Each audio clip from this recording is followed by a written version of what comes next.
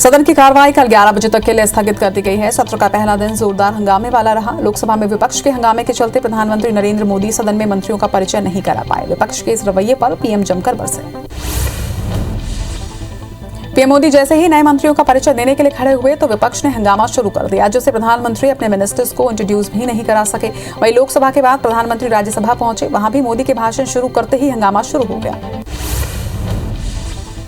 वहीं मोदी ने कहा कि हम सोच रहे थे कि आज सदन में उत्साह का वातावरण होगा, क्योंकि बहुत बड़ी संख्या में हमारी महिला सांसद, दलित भाई, किसान परिवार से सांसदों को मंत्रिपरिषद में मौका मिला है।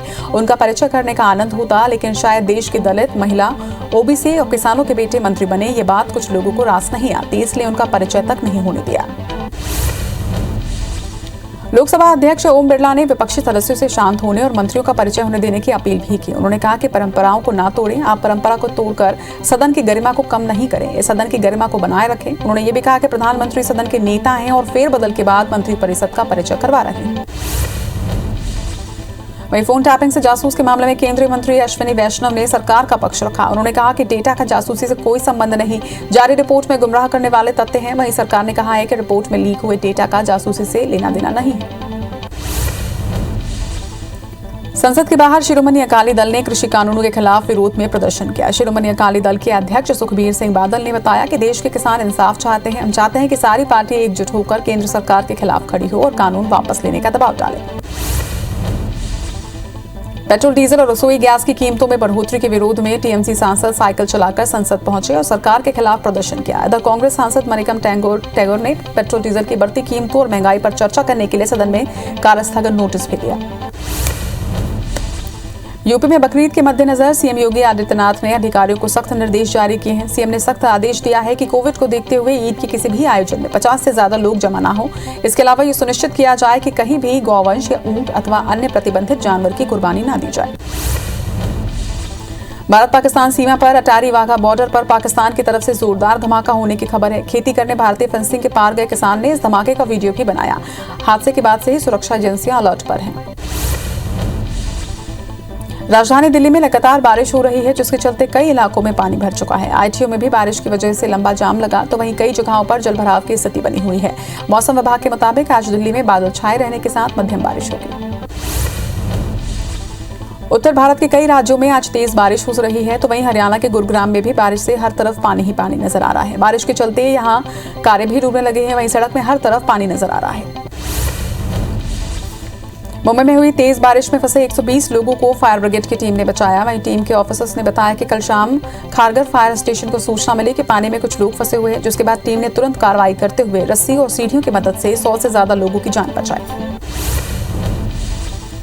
पश्चिम बंगाल में मानसून सक्रिय होने के बाद झमाझम बारिश हो रही है। तेज बारिश की वजह से सिलीगुड़ी में जगह जगह जलभराव हो गया है। ज्यादा जलभराव होने की वजह से लोगों की आवाजाही में कई दिक्कतें आ रही हैं। मौसम विभाग के मुताबिक सिलीगुड़ी में आज बादल छाए रहने के साथ तेज बारिश होगी। मध्य प्रदेश में बीएसपी को बड़ा झटका लगा। बता दें कि 12 से ज्यादा बीएसपी के पदाधिकारी कांग्रेस में शामिल हो गए हैं। वहीं पूर्व सीएम कमलनाथ ने सभी बीएसपी नेताओं को सदस्यता दिलाई। ये सभी नेता ग्वालियर चंबल क्षेत्र से आते हैं। इस दौरान कांग्रेस नेता फूल सिंह बरैया भी मौजूद रहे। सभी नेताओं को पार्टी में शामिल होने पर बधाई दी।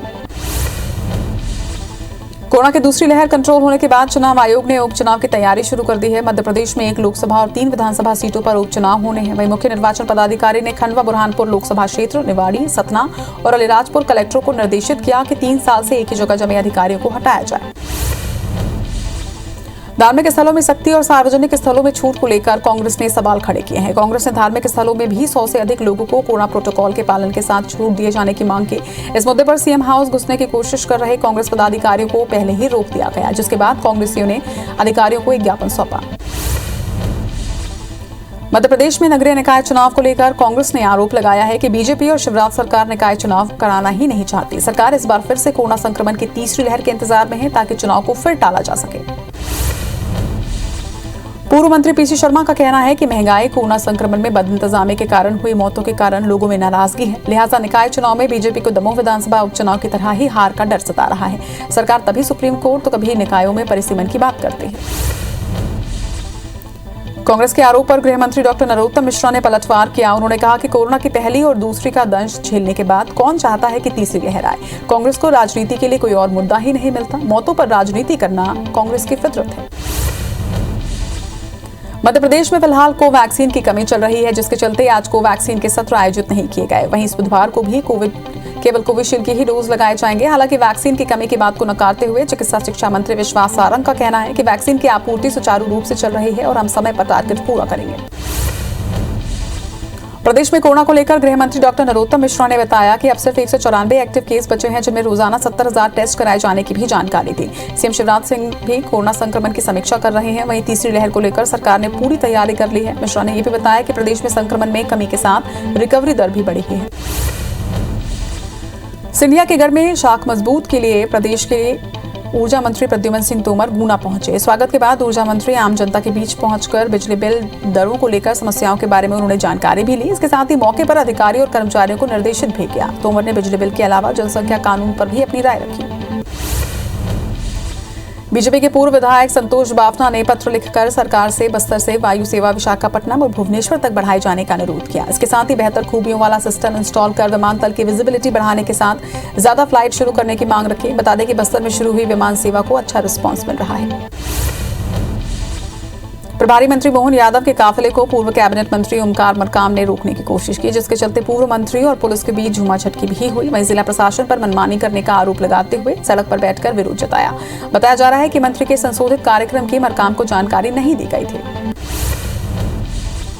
राजनांदगांव में सरपंचों को अपने अपने क्षेत्रों में काम करने में दिक्कतों का सामना करना पड़ रहा है, जिसके लिए आज राजनांदगांव विकास खंड के सरपंच संघ ने कलेक्ट्रेट कार्यालय पहुंचकर मुख्यमंत्री भूपेश बघेल, राजनांदगांव कलेक्टर तारण प्रकाश सिन्हा, जिला पंचायत सीईओ लोकेश चंद्राकर के नाम ज्ञापन सौंपा है और जल्द से जल्द ज्ञापन पर कार्रवाई की मांग की है। मध्य प्रदेश में निःशुल्क 108 एम्बुलेंस और जननी सुरक्षा एम्बुलेंस के टेंडर को लेकर आए दिन विवाद होता रहता है। पहले अधिकारियों ने इस टेंडर को दुगनी राशि पर जारी किया, तो वहीं अब जननी एक्सप्रेस संचालक संघ ने आरोप लगाया है कि टेंडर की शर्तों को एक खास कंपनी को फायदा देने के लिए उसके हिसाब से बनाया है। संघ का कहना है कि टेंडर में जिन वाहनों के इस्तेमाल की बात कही गई है वो सभी बड़े वाहन हैं। राजनांदगांव जिले के मोहला ब्लॉक के किसानों ने खाद की मांग को लेकर प्रदर्शन किया। वहीं खाद नहीं मिलने से नाराज किसानों ने दल्ली राजहरा से अंबागढ़ चौकी मार्ग को जाम कर दिया। किसानों का ये कहना है कि खाद जब तक नहीं मिलेगा तब तक डटे रहेंगे। मंदसौर के वैक्सीनेशन सेंटर में टोकन बांटने में गड़बड़ी को लेकर हुआ जमकर हंगामा। बताया जा रहा है कि यहाँ 4 दिनों से लोगों को वैक्सीन की डोज नहीं मिल पा रही थी। वहीं बीती रात से ही लाइन में लगे हुए लोग काफी आक्रोशित नजर आए। विवाद के बाद पुलिस मौके पर पहुंची और सभी को शांत करवाया। भोपाल में देर रात मामूली एक्सीडेंट को लेकर जमकर हंगामा हुआ। दरअसल पीएचक्यू के सामने शराब के नशे में कार चला रहे एक व्यक्ति ने पीछे से एक कार को टक्कर मार दी और खुद को अफसर बताते हुए गाली गलौज करने लगा। बात मारपीट तक पहुंच गई। वहीं शराब के नशे में उसने पुलिस कर्मियों से भी जमकर गाली गलौज की। उज्जैन में अवैध कब्जा हटाने के लिए पहुंची नगर निगम और पुलिस की टीम पर पथराव करने का मामला सामने आया है। जानकारी के मुताबिक निगम की कार्रवाई का विरोध करते हुए जमीन पर काबिज लोगों ने टीम पर पत्थर फेंके, जिससे नगर निगम के इंजीनियर के पैरों में गंभीर चोट आई। वहीं मामले में पुलिस ने 7 लोगों को हिरासत में लिया है। सूरजपुर जिले में छात्रा से गैंगरेप के बाद उसे बेचने के मामले में कोर्ट ने 2 आरोपियों को 20-20 साल की सजा सुनाई है। जनवरी 2018 में रामानुजनगर में 6वीं की छात्रा का श्रीराम और कच्चू ने अपहरण कर सामूहिक दुष्कर्म किया था, जिसके बाद आरोपियों ने छात्रा को ब्लैकमेल कर शिवपुरी में 62,000 में उसे बेच दिया। बचकर आई लड़की ने पुलिस से रिपोर्ट कराई थी। सूरजपुर में मां बेटे की कुएं में गिरने से मौत हो गई है। मामला चेंद्रा पुलिस चौकी क्षेत्र का बताया जा रहा है, जहां पर परिजनों को एक ग्रामीण के कुएं में शव की जानकारी मिली और इसकी सूचना परिजनों को दी गई। पुलिस ने ग्रामीणों की मदद से शव को बाहर निकाला और पोस्टमार्टम करवाकर परिजनों को शव सौंप दिया है। कटनी में एक बाइक सवार युवक बोलेरो से जाकर टकरा गया। हादसे में बाइक सवार युवक की मौके पर ही मौत हो गई। ये पूरी घटना माधवनगर रिलायंस पेट्रोल पंप के पास हुई। सीसीटीवी में कैद हुई है। हादसे में मरने वाले युवक की पहचान संदीप हल्दकार के रूप में हुई। दमोह सागर स्टेट हाईवे पर टोल नाका के पास ट्रक और हाईवा की जोरदार भिड़ंत हो गई। इस पूरे हादसे में ट्रक ड्राइवर की मौके पर ही मौत हो गई, जबकि एक अन्य घायल हुआ है, जिसे गंभीर हालत में दमोह जिला अस्पताल ले जाया गया, जहां से उसे जबलपुर रेफर किया गया है। बलरामपुर के जिला अस्पताल में एएनसी वार्ड की सीलिंग का एक हिस्सा गिर गया। गनीमत रही कि वार्ड में उस वक्त कोई भी मरीज मौजूद नहीं था। पंखे समेत सीलिंग का हिस्सा गिरने का वीडियो तेजी से वायरल हो रहा है, तब जाकर मामले का खुलासा हुआ। बताया जा रहा है कि कुछ दिन पहले ही सीलिंग का निर्माण किया गया था। खरगोन के भीख गांव नगर परिषद में पदस्थ प्रभारी सीएमओ और राजस्व निरीक्षक को इंदौर लोकायुक्त टीम ने 12,000 की रिश्वत लेते रंगे हाथों गिरफ्तार किया। दोनों ने स्क्रैप व्यापारी से रिश्वत 30,000 रुपए मांगी थी, जिसके बाद व्यापारी ने लोकायुक्त से शिकायत की। कवर्धा में नौकरी लगाने के नाम पर 2.5 लाख की ठगी करने वाले आरोपी को पुलिस ने गिरफ्तार किया है। आरोपी ने प्लेसमेंट के जरिए ब्लॉक फील्ड कोऑर्डिनेटर के पद पर नौकरी लगाने का दावा किया था, लेकिन महीनों बाद नौकरी नहीं लगने पर प्रार्थी ने शिकायत की, जिसके बाद पुलिस ने यह कार्रवाई की। बैतूल के सांवलीगढ़ रेंज में 4 बाइक में जा रहे 7 सागौन तस्करों की धरपकड़ की गई। वहीं आरोपी बोरों में सागौन की बेशकीमती गट्टे भरकर ले जा रहे थे। अंधेरे का फायदा उठाकर भागे तस्करों की तलाश जारी है। वहीं गांव-गांव से लकड़ियों के इकट्ठा करने की जानकारी पर कामठा से आती बाइक की चेकिंग में तस्करी का खुलासा हुआ। सभी आरोपी बांसवाड़ा डूंगरपुर के रहने वाले बताए जा रहे हैं। किराए की टैक्सियों को बेचने वाले एक शख्स को रायपुर पुलिस ने धर दबोचा है। गिरफ्तार आरोपी महंगी कारों को टैक्सी के रूप में बुलाता और गाड़ी को 3 नकली चाबियां बनवा लेता था, जिसके बाद पैसे लेकर विदेश यात्रा पर चला जाता। रायपुर की सिविल लाइन पुलिस ने शिकायत के बाद कार्रवाई करते हुए आरोपी को गिरफ्तार कर लिया है। रीवा के बिछिया थाना इलाके में 2 चोर बाइक लेकर फरार हो गए। घटना चिरहाला कॉलोनी की बताई जा रही है, जहां पर स्कूटी में सवार होकर आए 2 चोरों ने एक बाइक की चोरी की। ये वारदात सीसीटीवी में कैद हुई है, जिसके आधार पर पुलिस आरोपियों की तलाश में जुट गई।